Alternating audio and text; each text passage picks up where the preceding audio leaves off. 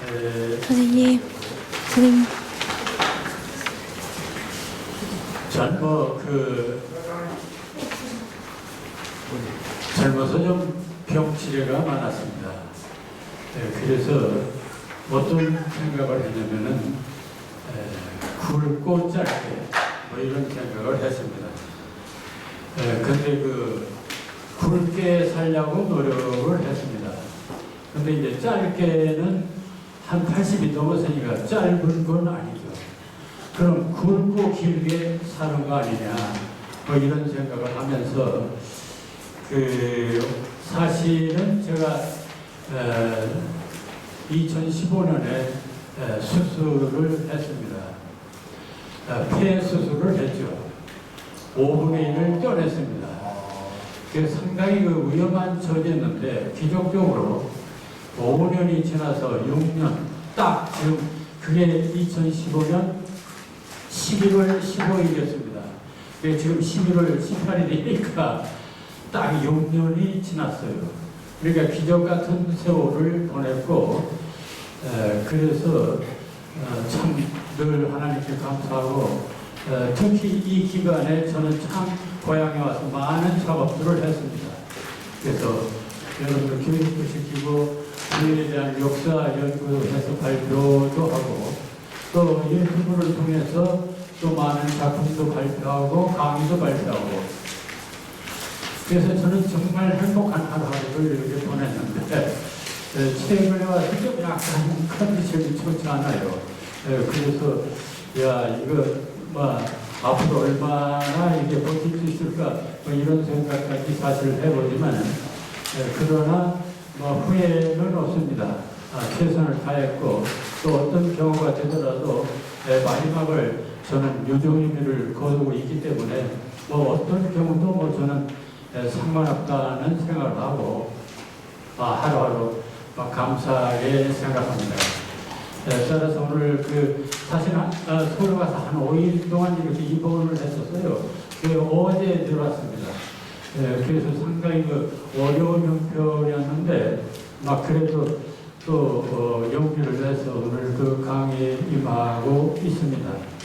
어쨌든 저는 희망은 제가 은유의 시야 이것을 지금 계속 하고 있는데, 실제 유튜브에는 26번 거의 30번까지 했습니다. 근데 좀 강의에서는 좀 이렇게 뒤쳐졌지만, 가능하면 이것을 마무리할 수 있다면 하는 생각도 하는데 모르겠습니다. 저는 언제든지 얘기지만 저의 강의는, 또 문학 강의라고 하는 것은 일이관지다. 그러니까 하나를 통해서 전부를 안다는 것이죠. 그러니까 문학에는 처음과 끝이 없다. 더구나 문학 이론에는 처음과 끝이 없습니다.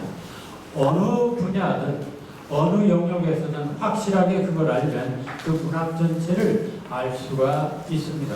그런 점에서 다만 이것을 다른 면에서 이렇게 보는 것뿐이지, 실제 본질은 똑같다. 똑같은 본질을 여러 각도에서 보는 것뿐이다. 이런 생각을 합니다. 그런 점에서 오늘 은유의 시야에서 제가 제목을 잡은 것은 은유와 의미 만들기라고 했습니다. 그것도 1번, 그 다음에 2번까지 이렇게 생각하고 있습니다. 자, 왜 글을 쓰는가? 우리는 왜 말을 하는가? 왜 언어를 사용하는가? 인간은 목적이 있어야 될 거 아닙니까? 그것은 다른 거 아니에요. 의미를 전달하기 위해서, 또는 의미를 드러내기 위해서. 근데 이것을 우리가 혼동하는 것은, 일반 말은, 일반 문장은 의미를 전달하는 것으로 알고 있고, 시나 이런 작품은 의미 전달이라는 생각을 하지 않고 무슨 특별한 언어의 어떤 기술이라고 생각하는 경우가 있습니다. 그러나 시도 결국은 의미 전달입니다. 그런 점에서 언어나 모든 것은 다 의미 전달이에요. 근데 이제 문제는 그러면 의미 전달인데 왜 은유가 필요한가? 왜 시에서는 은유가 필요한가? 근데 심한 은유가 필요한 것은 아닙니다. 일상생활에서도 은유가 필요합니다. 그렇지만 특별히 시에서는 더욱 은유를 요구하고 있습니다. 어째서일까? 그러니까 우리가 문학을 하면서 시를 쓰면서 왜 은유하는가 하는 것입니다. 그것은 지금 말씀한 것처럼 언어란 또는 문학이란 또는 시란 그 어느 것도 다 의미를 드러내고 의미를 전달하고 의미를 표현하기 위해서 그렇습니다. 그런데 이 의미를 전달하고 표현하는데 좀 더 효과적으로 좀 더 새롭게 표현하고 싶겠죠. 막 그럴 때 은유라는 것이 필요하다. 막 그런 얘기가 됩니다. 자, 그러면 의미란 무엇이냐? 플리토에도 있지만 의미란 말이나 글의 뜻이며 이는 사물 행위 현상이 지닌 뜻이기도 하다. 그렇다면 인간의 모든 언어는 의미를 지닌 그릇이고 의미를 대신하는 기호다.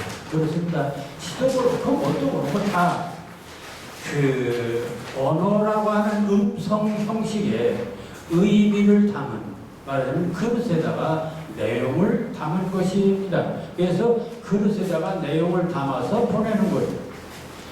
자, 그렇다면 인간의 모든 언어는 의미를 지닌 그릇이고 의미를 대신하는 기호다. 따라서 대화란 의미를 주고받는 행위다. 근데 의미라고 하니까 의미 하니까 그 막연한 얘기 같지만요.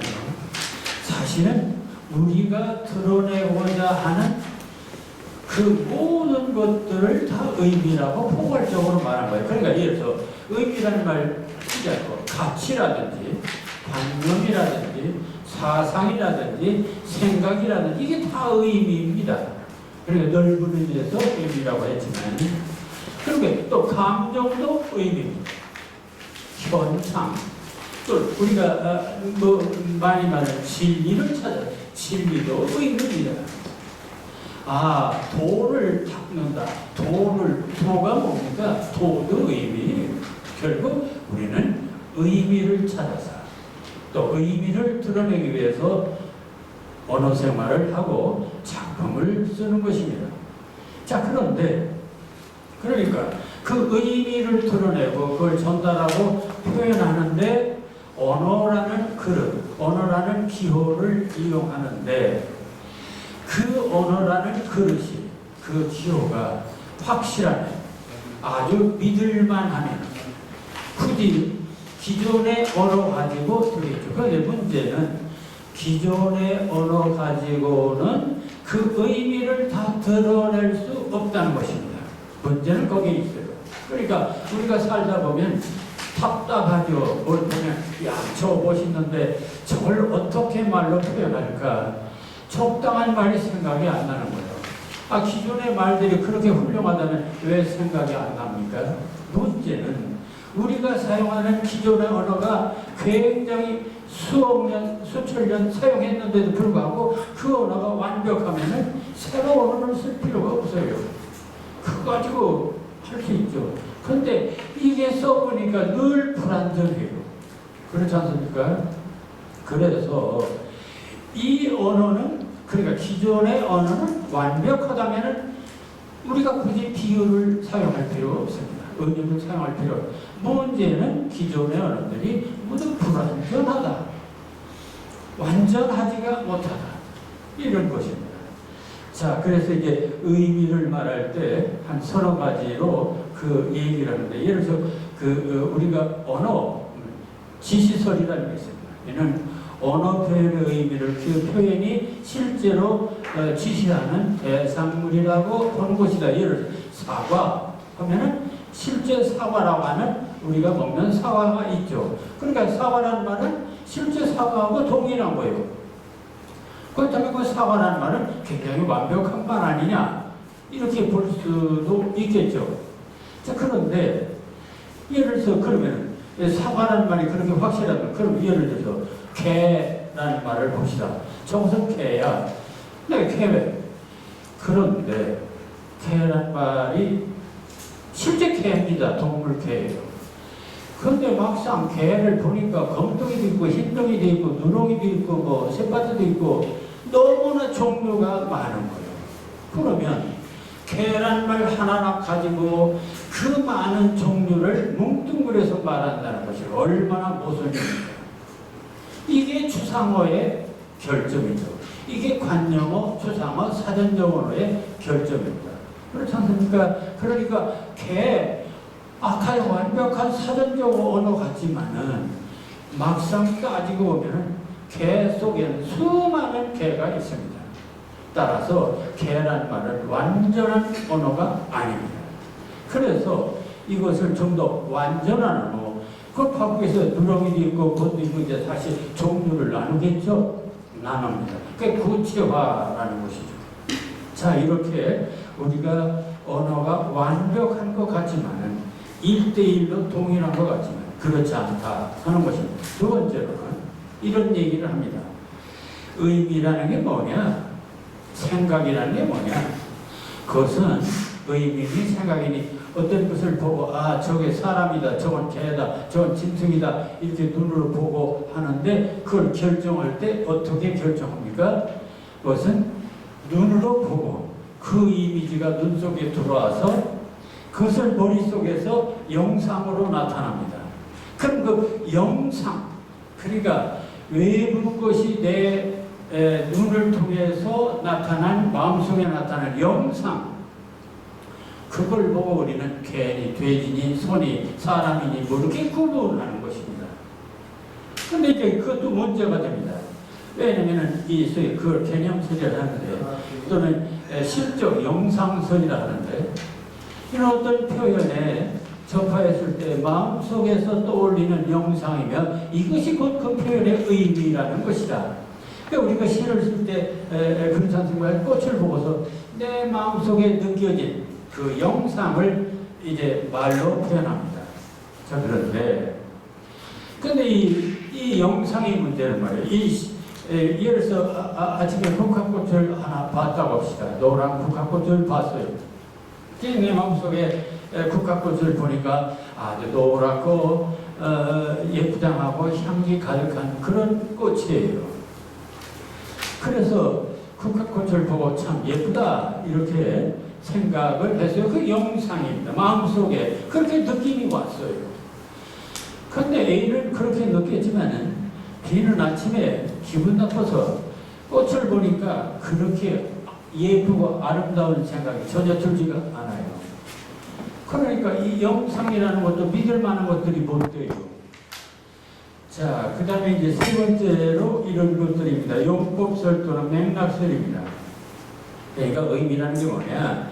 전후 문장을 봐서 맥락을 봐가지고 그 사용되는 현장이거나 그 사용에 의해서 결정되는 그런 것으로 생각하고 있습니다. 물론 그런 얘기도 가능하지만은 그것도 예를 들어서 문장 속에 저기 길이 있다. 그럼 저 길이 도대체가 인생의 길인지 내가 어디 가는 길인지 이게 구분할 수가 없어요. 문장 속에 있다고 해서 그게 확실한 것도 아닙니다. 자, 이렇게 우리는 언어와 의미가 확실한 소통 구조인 줄 알지만 이렇게 언어는 완전하지 않다. 그렇다면 이처럼 불완전한 언어로 어떻게 확실한 의미를 담보할 수 있으며 진리나 도를 만날 수 있을까? 여기에 바로 은유라고 하는 진실이 있다 하는 얘기가 됩니다. 그러니까 이런 것들을 해결하기 위해서 이런 불완전한 언어의 그 의미 작용을 해결하기 위해서 우리는 은유, 앞서서 은유라는 말 대신에 비유라는 말을 썼습니다. 야, 그 사람이 누구냐? 그 사람 있잖아. 키 큰 사람. 이렇게 말할 수 있겠죠. 그러나 키 큰 사람? 아, 왜 전봇대같이 생긴 사람, 아니 왜 그 수수깡 같이 생긴 사람, 아니 미륵처럼 생긴 사람, 이렇게 해서 그 사람이 누구냐, 그 사람이 키 큰 사람이다, 이런 말 갖고 이게 불완전합니다. 그래서 그것을 좀 완벽하게 위해서 그 사람과 비슷한 물건을 대신 갖다가 비교하면서 얘기하는 것, 이게 비유예요. 그러니까 의미를 보다 확실하게 드러내기 위해서는 비유가 필요하다는 것입니다. 그러니까 불완전한 언어를 보충하는 유일한 방법이 비유입니다. 그러니까 비유가 아니면 결코 의미를 보완할 방법이 없습니다. 그거예요. 그래서 그 비유 중에서도 가장 발전된 비유가 바로 은유다, 그런 얘기입니다. 자, 그러니까 은유라고 하는 것은 이런 그 불완전한 언어를 보완해서 보다 완전한 언어로, 그런 것입니다. 또 하나 이런 것입니다. 우리들이 기존의 사물들의 그 의미들이 그게 정확한 거냐 하는 것입니다. 문제는 정확하지 않을 수가 있어요. 그러니까 내가 보니까 이 꽃을 보니까 이게 식물이 아니고 이건 생물이다, 막 예를 들어서 생각을 바꿨어요. 또는 그 사람을 보니까 그 사람은 부처 같은 사람이 아니라 돌 같은 사람이, 아주 그 무뚝뚝한 사람이야. 자, A라는 사람은 이 사람을 보고 돌 같은 사람이라고 이렇게 생각해서 무뚝뚝한 사람이라고 생각했습니다. 그런데 내가 볼 때는 그 사람 부처같이 착한 사람이야. 자, 그럴 때 그 사람 착한 사람이다, 이렇게 말할 수 있겠죠. 그러니까 돌 같은 착한 사람이냐 무뚝뚝한 사람이냐에 따라서 그 무뚝뚝한 사람, 근데 무뚝뚝한 사람이라는 말이 실감이 나지를 않아요. 그러니까 돌 같은 사람, 그게 좀 실감이 납니다. 그런 착한 사람, 그보다는 부처님 같은 사람 하면 훨씬 더 실감이 나요. 그럼 의미가 새로워진다는 것이죠. 의미를 새롭게 할 수 있습니다. 그러니까 은유라고 하는 것은 단지 의미를 보완하는 정도가 아니라 의미를 새롭게 개발할 수 있다는 것입니다. 기존의 의미를 벗어나서 그것을 새롭게 개발할 수 있다. 그러니까 새롭게 변형시켜서 창조한다. 그게 바로 전이 이동시킨다. 그게 메타포예요. 메타, 네, 초월하다, 포, 이동시키다. 그러니까 의미를 이동시켜서 새롭게 의미를 드러내게 한다는 것이죠. 그러니까 의미라고 하는 것이 얼마나 중요한 것이냐 하는 얘기가 됩니다. 그리고 그래서 일반 언어 생활에서 이런 그 의미를 사용하는데, 특히 앞장서서 의미를 새롭게 보다 구체적으로 선명하게 확실하게 드러내는 작업들을 누가 하느냐? 바로 시인들이 한다는 얘기죠. 문인들이 한다는 것입니다. 문인들이 앞장서서 언어를 개발하는 거죠. 영국에 만일 셰익스피어가 없었다면 얼마나 그놈들 해적이었었는가 하는 얘기입니다. 그러니까 셰익스피어라는 위대한 시인이 나타나서 영국의 언어를, 영어를 완전히 세계적인 아주 훌륭한 언어로 바꿔놨습니다. 그러니까 이 시인들이 하는 것은 단지 시를 써서 무슨 서로 그 즐기고 교감하고 이런 정도가 아닙니다. 시인들은 계속 그 나라의 문화적인 언어를 새롭게 개발해가는, 앞장서서 새롭게 개발하는 그 선발대 역할을 하는 것이 바로 문인들입니다. 시인들입니다. 자, 이렇게 하는 역할을 우리는 전이 또는 전치, 대치 또는 옮기기 이렇게 말하는 것이죠. 그러니까 여러분들은 이 시를 쓰면서 그런 어떤 그 긍지를 가져야 됩니다. 그냥 이것은 글자 수나 맞추고 이렇게 해서 그냥 말놀이를 하는 거다가 아니라 우리는 기존의 언어를 새롭게 창조하는 그런 창조자의 역할을 한다. 이런 생각을 갖고 우리는 작품을 써야 된다는 얘기입니다. 자, 좀 더 구체적으로 그러면은, 자, 의미를 새롭게 한다. 옮기는데, 그 옮기는 방법에 뭐가 있을까 해서 크게 보면은 4가지 방법이 있다. 이렇게 봅니다. 현재로 봐서.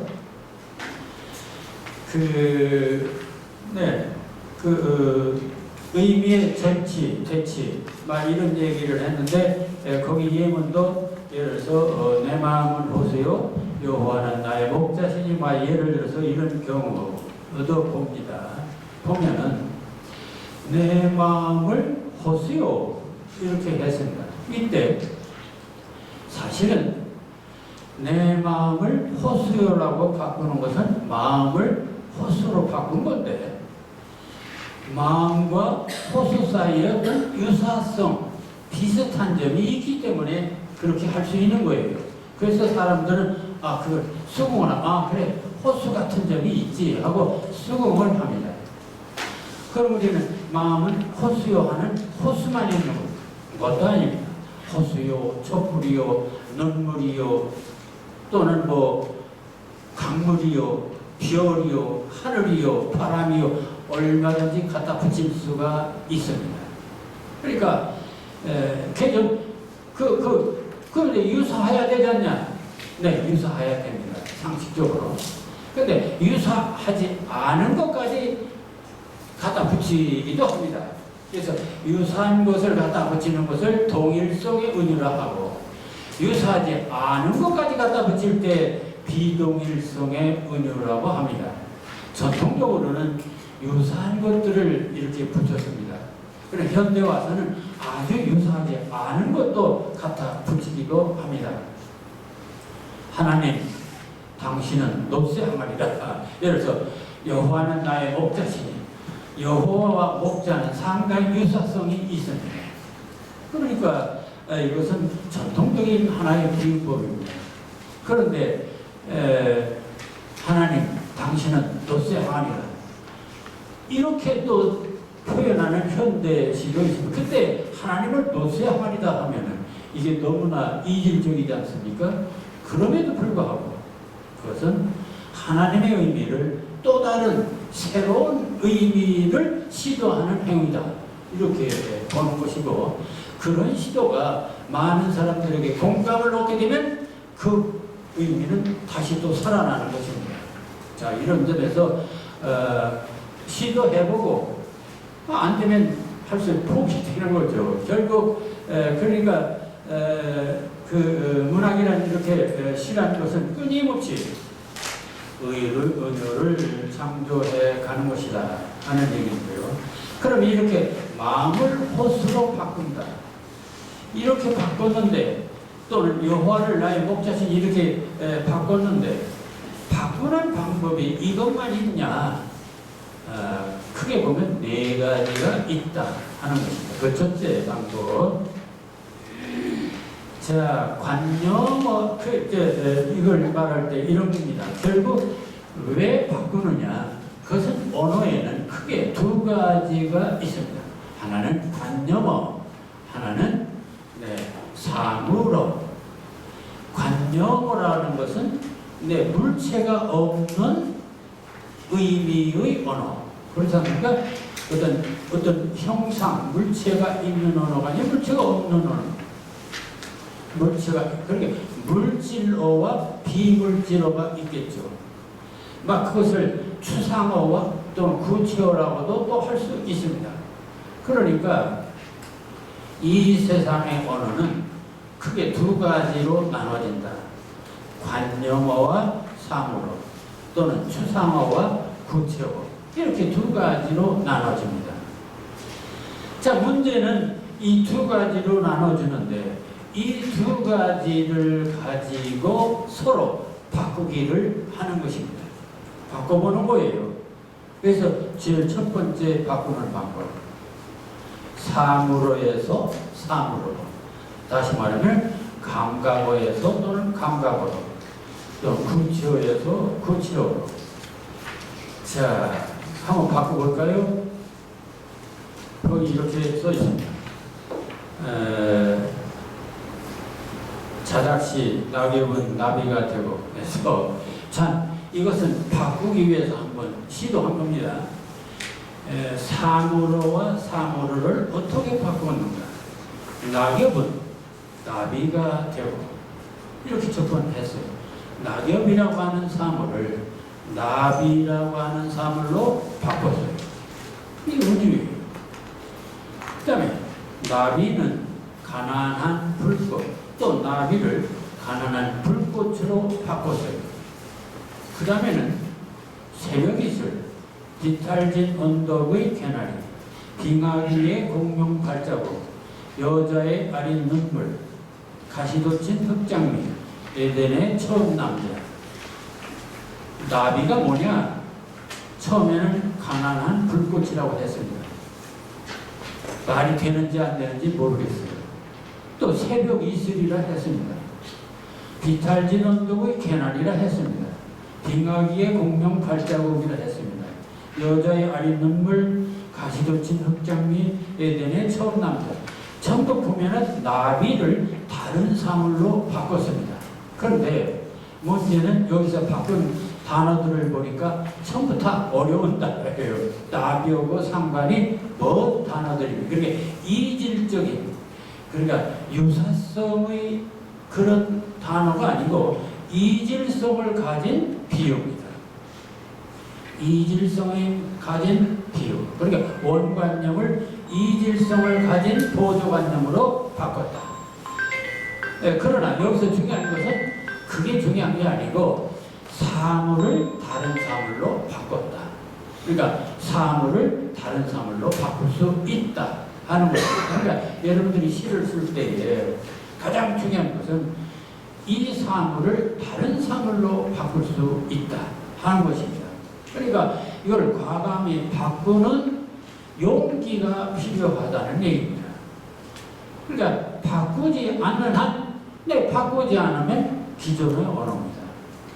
그러니까 기존의 언어는 그럼 기존의 언어로 되잖냐?